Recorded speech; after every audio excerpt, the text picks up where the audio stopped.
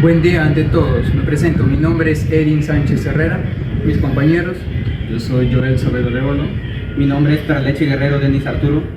Estamos en la Universidad Nacional Pedro Ruiz Gallo. Somos estudiantes de la Facultad de Ingeniería Mecánica y Eléctrica. Estamos en el aula del Laboratorio de Electricidad y Máquinas Eléctricas. El curso es Laboratorio de Circuitos Eléctricos 2, a cargo del licenciado Héctor Serafín Gutiérrez Atoche y el especialista Eric Núñez Pali. El tema a abordar es medición de potencia y corrección del factor de potencia de motores monofásicos. Como primer objetivo, tenemos medir la potencia activa, medir la potencia reactiva y el factor de potencia de un motor monofásico. Como segundo objetivo tenemos que mediante el cálculo hallar el valor de la capacitancia requerida para corregir el factor de potencia del motor y comprobar el resultado con la medida experimental. Los equipos e instrumentos que vamos a utilizar son los siguientes. Primeramente tenemos la fuente de tensión, que es de la marca Lucas Newell, que es de modelo CO3301-3Z. También tenemos los paneles que vamos a utilizar, que también son de la marca Lucas Newell. El primero tiene como modelo CO3301-3F, donde van los condensadores, el CO3212-6X. También vamos a utilizar un batímetro digital de la marca Metrix, que tiene como modelo PX120. También vamos a utilizar el motor monofásico, y para poder conectar las conexiones varias, para poder conectar un instrumento a otro y poder realizar las mediciones. Y esos serían los equipos e instrumentos.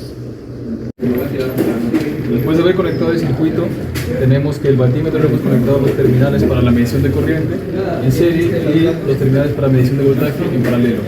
Como vemos, el batímetro nos indica una tensión de 121.1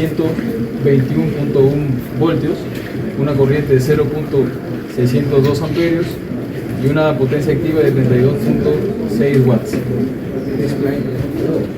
Además, la potencia reactiva que obtenemos es de 65.2 bar, y también la potencia aparente tenemos de 72.8 voltamperos. Por último, también tenemos que el factor de potencia es de 0.45. Y de esta manera vamos a medir también la potencia, aumentando desde los 120 cada 25 voltios hasta llegar a 220. Como se aprecia en el instrumento, tenemos un voltaje de 220.7 voltios, una corriente de 156 amperios, una potencia activa de 98.2.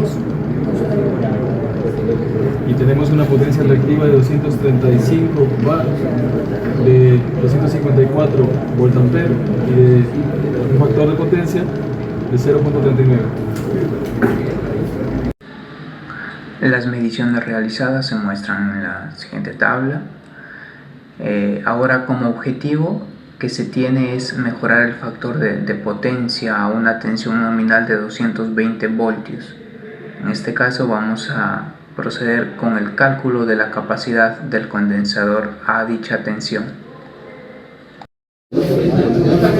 Bien, para corregir el factor de potencia necesitamos conectar un condensador en paralelo a la carga, ¿no?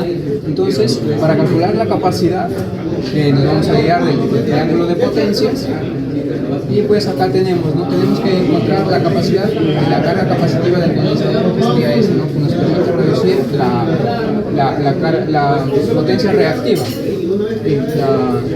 La potencia reactiva del condensador sería la potencia Q1 menos la Q2. Esta potencia sería la potencia activa, que no varía por la tangente del ángulo que no está corregido, ¿no? Y la Q2 sería la potencia activa por la tangente de este ángulo. Eso es lo siguiente. Y ahora, esta potencia sería el voltaje por la corriente por encima del ángulo. Entonces se tiene que la potencia reactiva del condensador sería el voltaje, esta corriente sería la corriente del condensador, que sería el voltaje, sobre la reactancia capacitiva. Entonces, si nosotros reemplazamos la reactancia capacitiva, que sería 1 sobre 2 pi por la capacidad de dicho condensador, nos queda de esta forma, ¿no? Entonces, si nosotros despejamos la capacidad, tenemos la siguiente fórmula, sería la potencia reactiva del condensador sobre 2 pi por la frecuencia por el voltaje. Pero esta potencia la tenemos acá, que sería la potencia por la diferencia de tangentes de los ángulos. Entonces, simplemente reemplazamos y tenemos la capacidad. Bien, conociendo la fórmula para hallar la capacidad del condensador y también conociendo los datos según las mediciones, pues tenemos un voltaje de 220.7 a una frecuencia de 60 Hz, un factor de potencia de 0.38, que es un factor de potencia considerablemente bajo. Nosotros queremos mejorarlo a un factor de potencia de 0.96. Tenemos sus ángulos de ambos factores de potencia y reemplazando en la fórmula tenemos una capacidad de 11.6 microfaradios, en lo cual pues en el panel vamos a considerar un condensador de 12 microfaradios.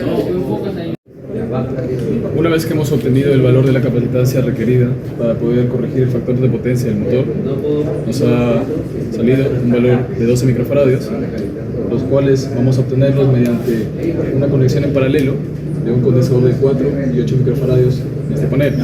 El compañero va a proceder a conectarlo.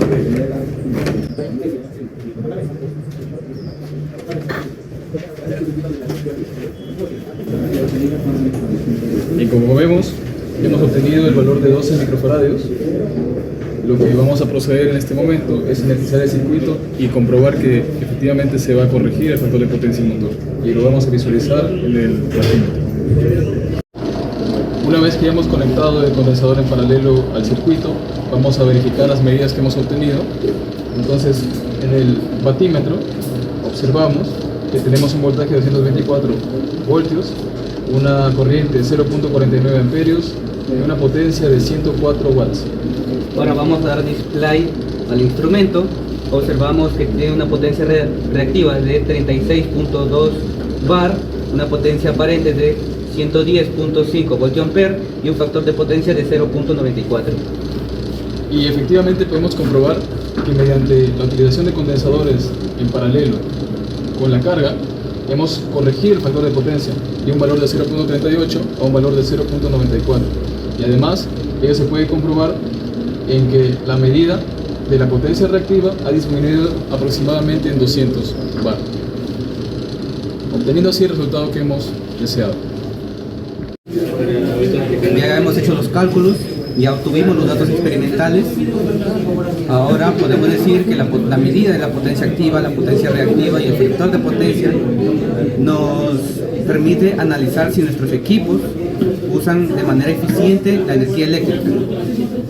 Además, como otra conclusión podemos plantear que mediante el cálculo de la capacitancia requerida, que nos salió 12 microfaradios, podemos reducir la potencia reactiva e inductiva del motor, y además de esto tenemos beneficios como reducción de la corriente, reducimos las pérdidas por efecto Joule, reducimos las pérdidas por caída de tensión y además evitamos que la concesionaria eléctrica nos penalice por un consumo de energía reactiva e inductiva elevada, es decir, por un factor de potencia bajo.